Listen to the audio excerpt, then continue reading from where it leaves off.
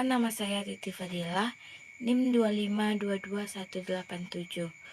Saya akan menjelaskan materi tentang sistem basis data yang dimana dosen pengampunya adalah Bapak Rian Amanda, SPD, MPDT. Baiklah, di sini saya akan menjelaskan tentang SQL atau Structured Query Language, sebuah bahasa yang dipergunakan untuk mengakses data dalam basis data relasional. Bahasa ini secara de facto merupakan bahasa standar yang digunakan dalam manajemen basis data relasional. Saat ini, hampir semua server basis data yang ada mendukung bahasa ini untuk melakukan manajemen datanya.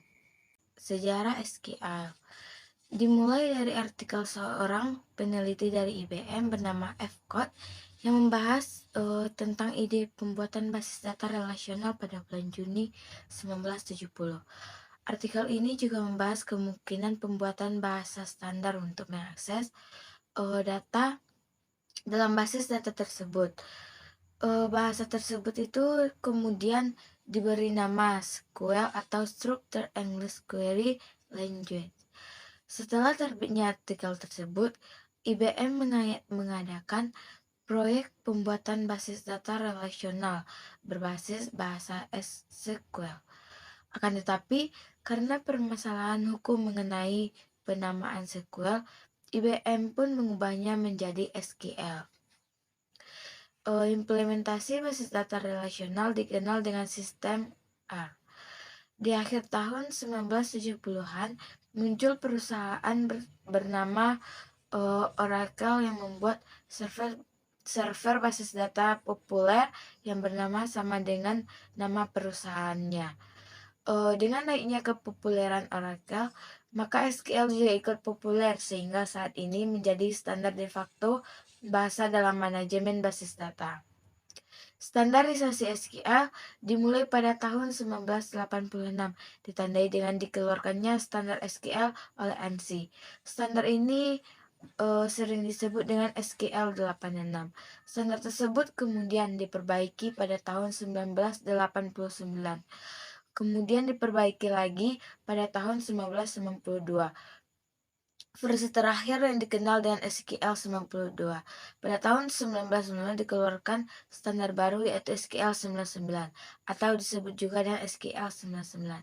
Akan tetapi, kebanyakan implementasi mereferensi pada SQL 92.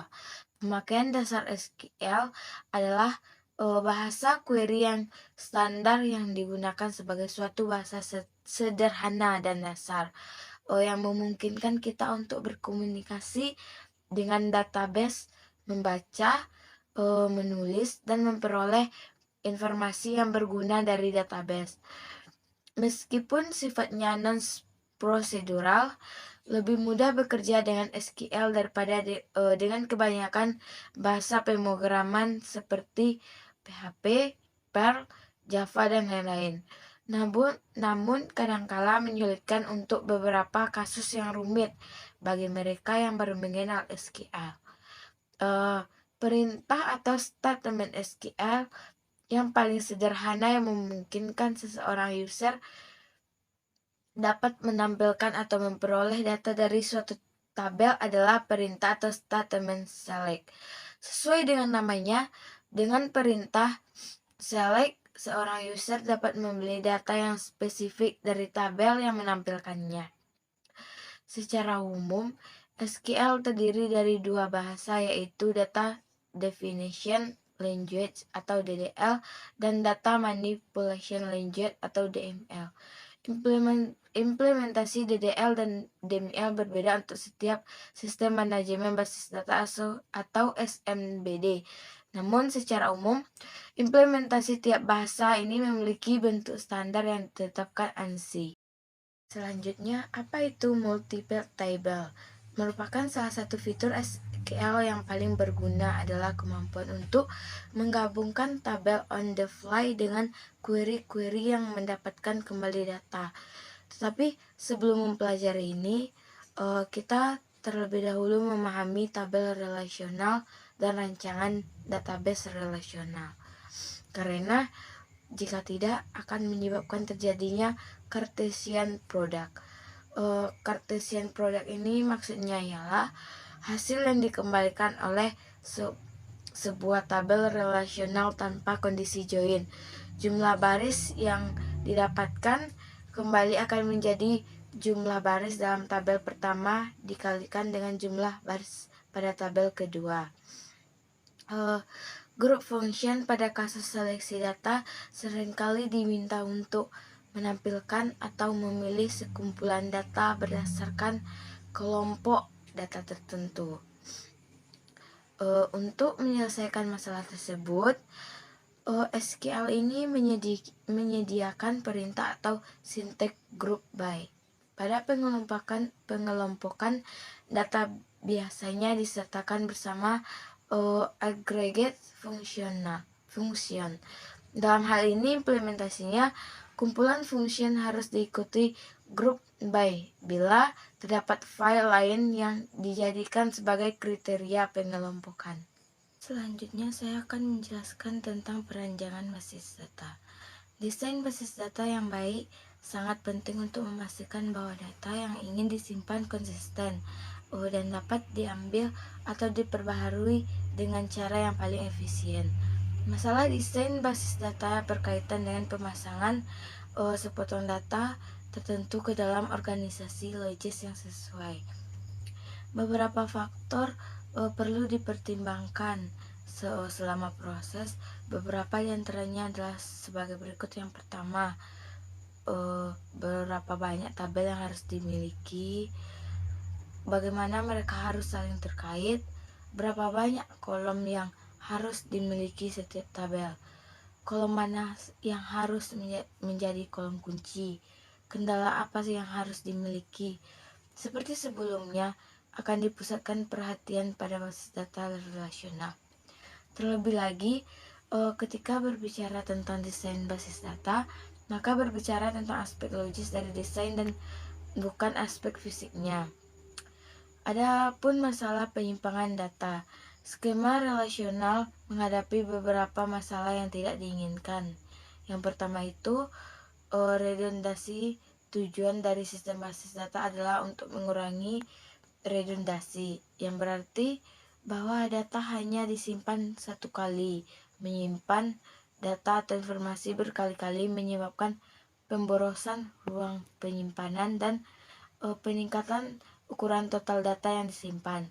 Pembaruan ke database dengan redundansi yang demikian berpotensi menjadi tidak konsisten. Yang kedua yaitu anomali pembaharuan.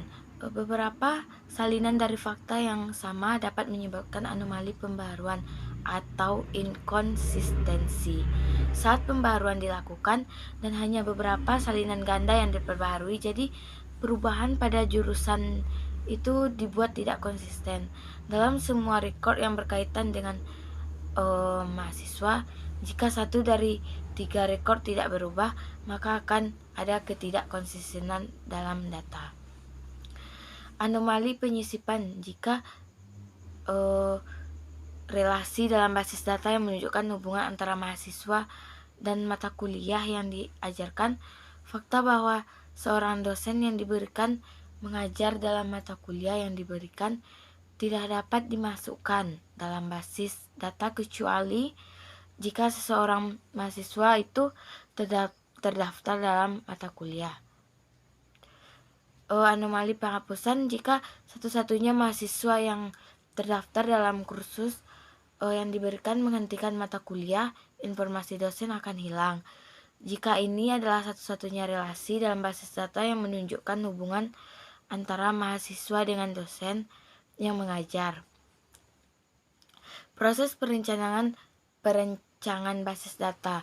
Proses perancangan basis data dapat dibagi dalam langkah. Yang pertama itu analisis kebutuhan.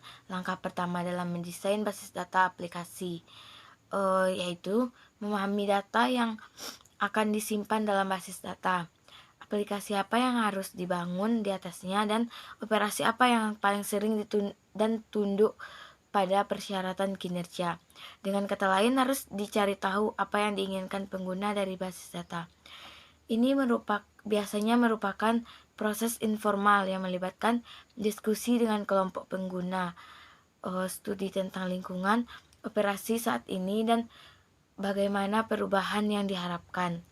Analisis dokumen yang tersedia tentang aplikasi yang ada yang diharapkan akan diganti atau dilengkapi dengan basis data dan sebagainya.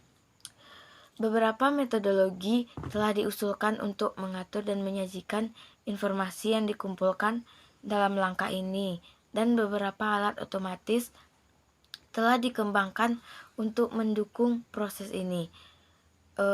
Selanjutnya, perancangan basis data konseptual informasi yang dikumpulkan dalam langkah analisis persyaratan digunakan untuk mengembangkan deskripsi tingkat tinggi dari data yang disimpan dalam basis data, bersama dengan kendala yang diketahui menghambat data ini.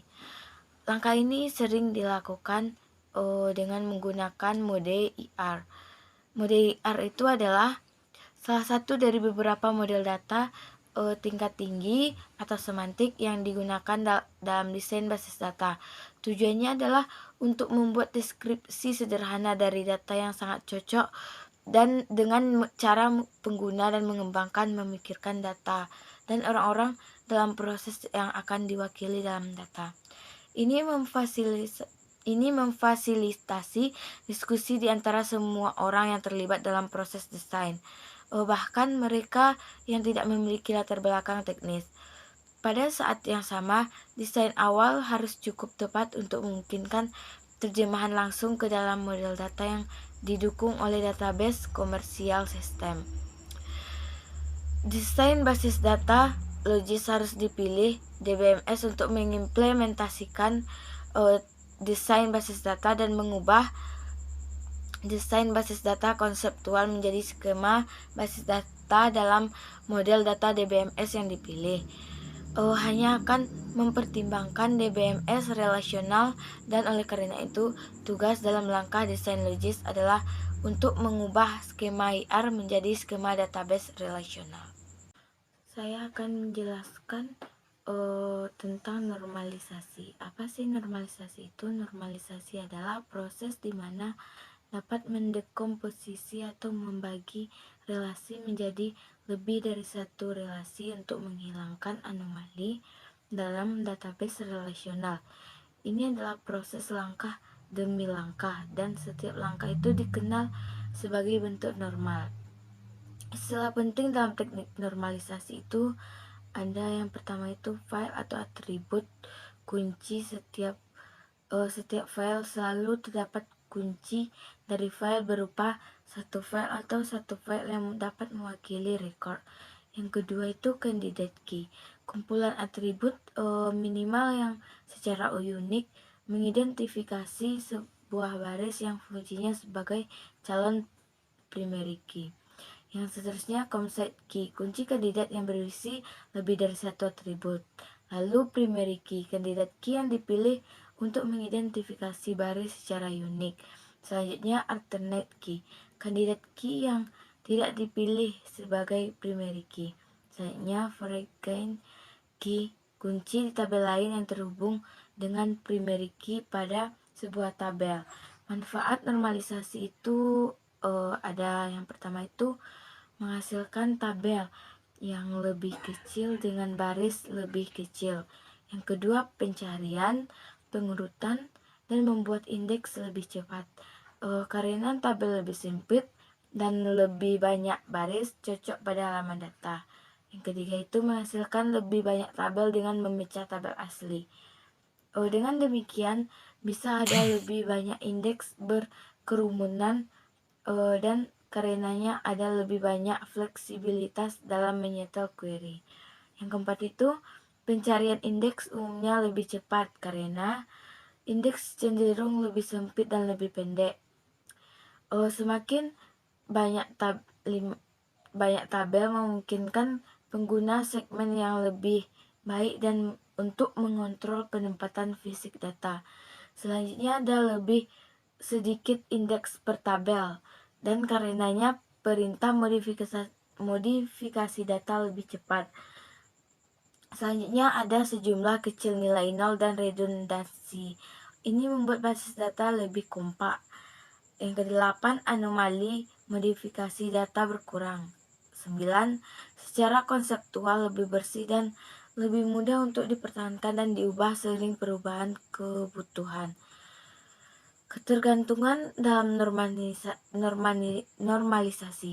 Ketergantungan atau dependensi merupakan konsep yang mendasari normalisasi. Dalam basis data, dependensi lebih sering disebut fungsional dependensi atau ketergantungan fungsional yang digunakan untuk menggambarkan hubungan batasan keterkaitan antara atribut-atribut dalam relasi. Untuk lebih jelasnya, nilai dari suatu atribut dapat menentukan nilai dari atribut yang lain. Dependensi ini akan mencari acuan untuk pendekomposisian data ke dalam bentuk yang paling efisien. Sebagai contoh yaitu untuk NIM atau nama mahasiswa. NIM secara fungsional menentukan nama mahasiswa karena untuk setiap NIM yang sama maka nilai nama mahasiswanya sama. Dependensi dapat dibagi ke dalam 3 jenis. Yang pertama, full dependency atau ketergantungan penuh. Menunjukkan jika terdapat atribut A dan B dalam suatu relasi di mana B memiliki ketergantungan fungsional secara penuh terhadap A, tetapi B tidak memiliki ketergantungan terhadap subset A. Untuk setiap nilai kode barang yang sama memiliki nama barang juga pasti sama.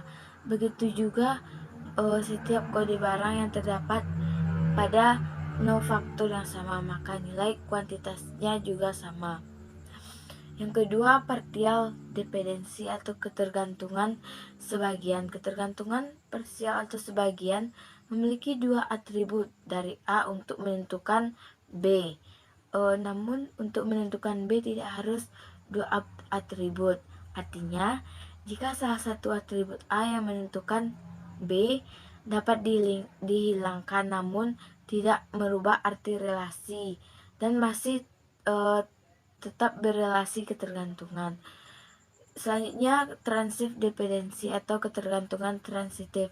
Transitive dependency biasanya terjadi pada tabel hasil relasi atau kondisi di mana terdapat 3 atribut A, B, C. Kondisinya adalah A tergantung terhadap B dan B tergantung terhadap C. Maka C dikatakan sebagai transitive dependency terhadap A melalui B. Adapun tahapan normalisasi. Yang pertama yaitu tidak normal atau unnormalized. Pada tahap ini diambil seluruh data yang ada dan diperlukan dalam database itu sendiri. Misalnya pada contoh tabel nilai mahasiswa, datanya terdiri dari NIM, nama mahasiswa, alamat mahasiswa, ID dosen, nama dosen, status dosen, nilai basis data, nilai pemrograman, nilai pengantar ilmu komputer, nilai interaksi manusia dan komputer. Yang kedua yaitu normal 1 atau INF, 1NF. Pada tahap ini bagi seluruh data yang diperlukan menjadi beberapa bagian berdasarkan jenis data tersebut.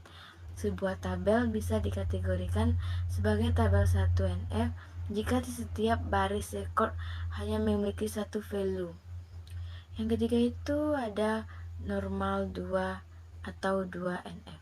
Pada tahap ini bagi berdasarkan jenis dan memberikan primary key pada masing-masing tabel. Sebuah tabel bisa dikategorikan sebagai tabel 2NF jika tabel sudah dalam keadaan 1NF dan setiap kolom di dalam tabel itu fungsional dependensi kepada semua key atau full dependency, bukan hanya kepada salah satu key atau partial dependency. Berarti harus ditentukan terlebih dahulu key yang mana di dalam tabel. Dari dari tabel itu bisa ditentukan bahwa ada dua kandidat key yang tersedia dalam tabel. Yang pertama itu ada name, kode matkul, nama matkul. Setelah dipilih dari kedua kandidat key, maka yang paling efisien untuk menjadi primary key adalah name plus kode matkul. Setelah mendapatkan semua fungsional dependensi di dalam tabel, maka untuk mengubah tabel 1NF menjadi 2NF harus dipindahkan kolom yang bergantung hanya kepada salah satu dari key atau partial dependensi ke dalam tabel baru, sehingga saat ini tabel terpisah seperti terlihat pada tabel di bawah. Selanjutnya yang keempat yaitu normal 3 atau 3NF. Pada tahap ini bagi menjadi lebih terperinci untuk menghindari terjadinya redundansi. Sebuah tabel bisa dikategorikan sebagai tabel 3NF jika tabel sudah dalam 2NF dan setiap kolom yang bukan key harus fungsional dependensi dan secondary dan primary key-nya. Bisa dilihat di dalam tabel nilai dan tabel mata kuliah sudah memenuhi persyaratan 3NF. Tetapi di dalam tabel mahasiswa terdapat kolom yang bergantung kepada yang bukan kepada key-nya, transitive dependency, yaitu nama dosen dan status dosen. Ini menunjukkan bahwa tabel mahasiswa itu belum memenuhi persyaratan menjadi 3NF. Nama dosen dan status dosen itu fungsional dependensi kepada ID dosen, yang diketahui bahwa ID dosen itu bukanlah sebuah primary key.